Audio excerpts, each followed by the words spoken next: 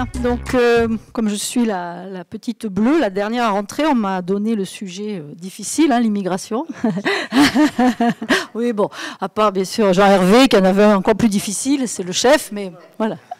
Moi, j'ai eu le second. Alors, y a-t-il une logique donc économique à la politique migratoire? En tout cas, donc j'aimerais, c'est un sujet qui est finalement assez mal compris, assez peu finalement enseigné aussi, donc compliqué. J'aimerais essayer d'argumenter qu'en fait, il y a essentiellement une logique économique hein, à la migration. Alors pourquoi? Il faut savoir qu'il y a à peu près 250 millions de migrants dans le monde et que donc ça représente 3,5% de la population mondiale. Évidemment, ils ne sont pas répartis de manière moyenne. Hein. Ils sont dans certains pays, donc 67% de ces migrants sont dans 20 pays.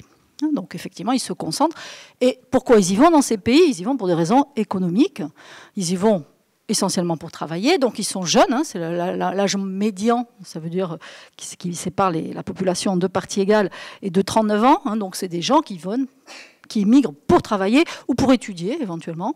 Donc c'est les grandes motivations. Et nous, la vision qu'on en a avec les réfugiés, c'est une vision qui est extrêmement biaisée parce qu'en fait, les réfugiés, sur les volumes de migration mondiale, c'est une toute petite partie. Hein, vraiment, le gros de la migration, c'est des immigrants économiques, hein, ce qu'on appelle donc pour des raisons de travail.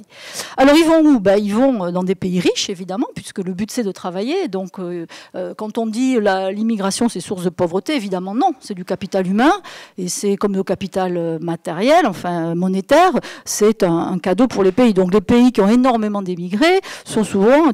Enfin, ils sont tous riches, hein, donc le Luxembourg, Hong Kong, la Suisse, l'Australie, c'est des pays où la proportion d'immigrés est très très considérable.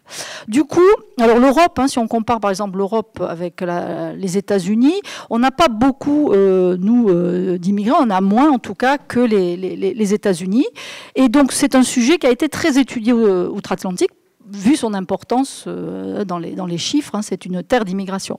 Et donc, l'analyse des économies sur l'immigration, c'est qu'elle est bonne pour l'économie, en fait. Hein, donc, s'il y a des problèmes, ils ne sont pas d'ordre économique. Et d'ailleurs, j'attire votre attention sur moi, j'ai trouvé ça très intéressant, sur le glissement qu'il y a eu dans le discours politique de l'extrême droite en France. Il y a 40 ans, on nous disait 10% de chômage, 10% d'immigrés. On met les immigrés dehors, il n'y aura plus de chômage. Plus personne dit ça au Front National, par exemple.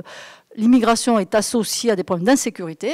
Hein, du terrorisme, ou bien des problèmes de culture et de religion, mais pas forcément sur des problèmes d'emploi. Hein, donc cette idée que les migrants, c'est plutôt quelque chose qui est bon pour l'économie, même a fini, je pense, par diffuser dans la société française. On comprend bien aujourd'hui que le chômage en France, c'est pas les immigrés qui le causent.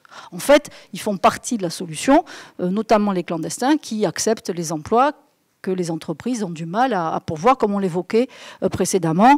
Donc on les retrouve dans tous les pays de l'OCDE au même endroit. C'est les services à la personne, hein, la garde d'enfants, le ménage, c'est la restauration, les horaires décalés, c'est aussi l'agriculture, hein, le ramassage de fruits et de légumes. Et finalement, c'est aussi dans certains pays toutes les activités très difficiles comme le mining et la construction. Donc on les retrouve hein, absolument toujours dans ces endroits-là, les clandestins.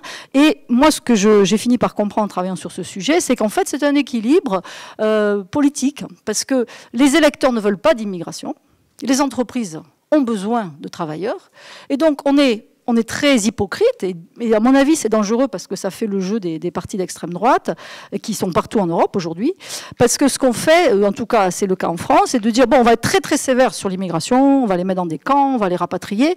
Par contre, si on veut arrêter l'immigration, il suffit de contrôler les employeurs.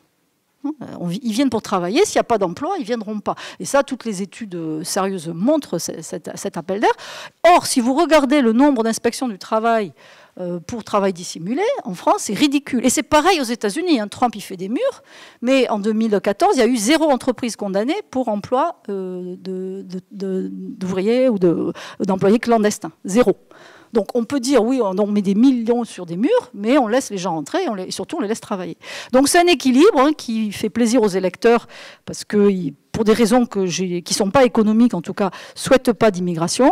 Et en même temps, il faut bien que ces entreprises trouvent des gens pour faire de la construction, notamment voilà, sur les chantiers, etc.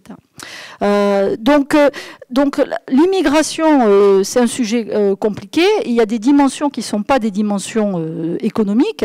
Alors, dans le futur, qu'est-ce qui va se passer? La Terre est en déclin démographique. Le seul continent qui n'est pas en déclin démographique, c'est l'Afrique aujourd'hui.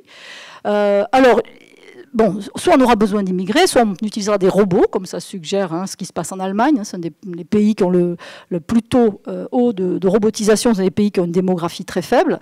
Mais si on n'a pas des robots, il faudra on va se battre en fait pour avoir des immigrés qui viennent faire des choses chez nous. Alors qu'est-ce que moi je propose par rapport au status quo que je trouve détestable?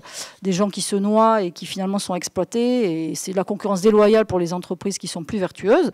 Moi je pense qu'on devrait mettre en place, comme l'a fait le Canada, des visas temporaires pour tous ces emplois qui ne sont pas des emplois stables ou promus un grand avenir, mais qui sont nécessaires absolument à nos entreprises. Et ça permet aussi de le faire avaler politiquement, puisque ce n'est pas permanent. Et donc ce que les Français craignent, c'est quoi? C'est que ces gens viennent bénéficier de notre modèle social qui est si généreux, comme on le rappelait, et à mon avis qui crée une trappe à pauvreté. Donc au moins, ça serait plus propre, et à mon avis aussi plus soutenable électoralement. Voilà.